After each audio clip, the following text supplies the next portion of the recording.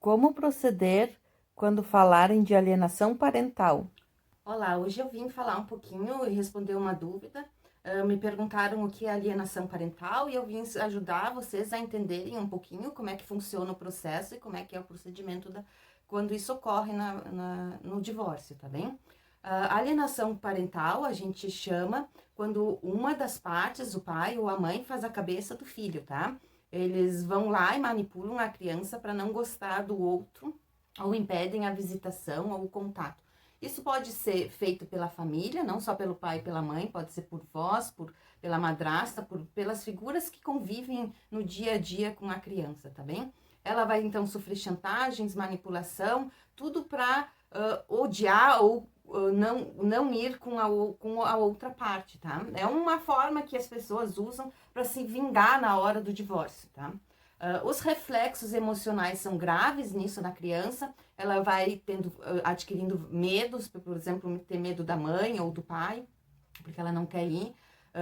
Há reflexos no ensino, principalmente. A gente observa que a criança vai ter dificuldade de aprendizado, ela se recusa a ir para a escola, se recusa a ir visitar a outra parte, né?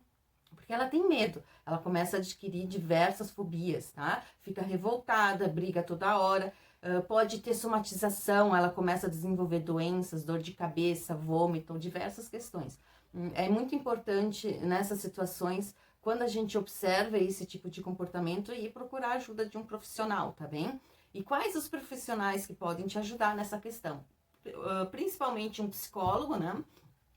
Normalmente hoje em dia as escolas têm uma equipe que dá apoio psicológico, eles podem avaliar já essa questão, como é que está sendo desenvolvida a relação da criança com os pais, e você vai procurar ajuda especializada, né? Que é de um advogado, pode ser um defensor público, pode se direcionar à vara da infância e juventude, que eles também podem orientar, e o conselho tutelar. No conselho tutelar, lá eles têm uma equipe de vários profissionais, tem assistente social e psicólogo.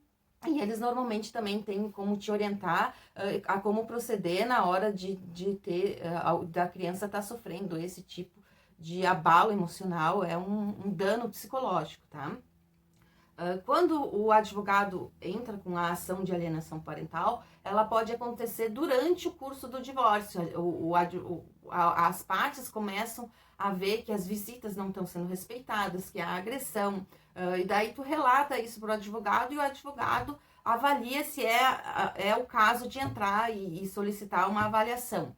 Por que eu digo solicitar avaliação? Porque é necessário haver perícia nessa situação. Tanto na ação autônoma de alienação parental na vara da infância e juventude, quanto na vara de família, vai ter que haver uma perícia.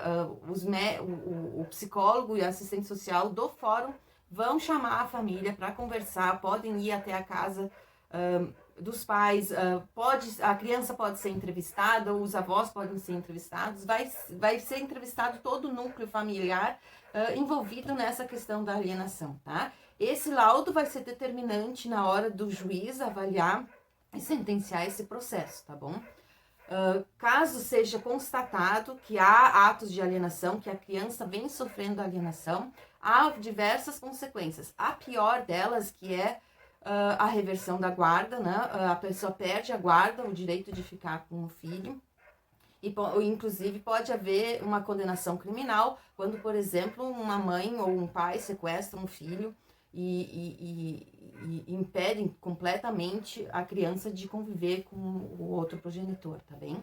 Mas são casos raros. Via de regra, o juiz vai tipo dar um puxão de orelha nos pais, então não é uma ação que vai te colocar na prisão, mas ela é uma ação grave. Por quê? Porque a gente está falando de violência doméstica e violência psicológica, tá? O crime está embasado, o crime, na verdade, não é o de alienação, mas é previsto como um crime de violência doméstica. No caso de haver uma acusação falsa, por exemplo, o laudo é conclusivo no sentido de que não há atos de alienação, que também pode acontecer. Existem casos onde, por exemplo, o pai acusa a mãe de alienação parental para assustar ela, para ela não pedir alimentos, para ela não... porque ele quer se vingar, ou a mãe quer se vingar, do pai. Quando não há atos de alienação, a pessoa moveu o judiciário, moveu toda essa infraestrutura que é exigida para avaliar a alienação, né? À toa, a pessoa pode ser condenada por litigância de má-fé pela acusação falsa de um crime, tá bem? Isso pode gerar danos morais que vão ser revertidos principalmente para a criança, tá? Porque é a criança que é a vítima nessa situação, tá? É muito importante você saber seus direitos para também desmistificar os medos que a gente vai desenvolvendo durante o processo de divórcio. Eu estou à disposição, vocês têm os meus contatos nas redes sociais e é só me chamar que, na medida do possível, eu vou respondendo, tá bem? Um abraço.